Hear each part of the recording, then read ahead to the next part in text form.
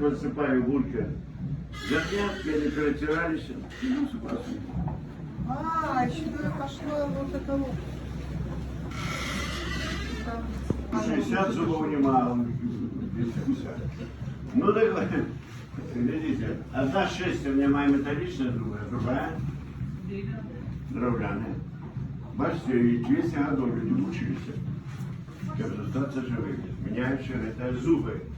Добре, так ось чому не буду мучити. Добра один, називається стріла.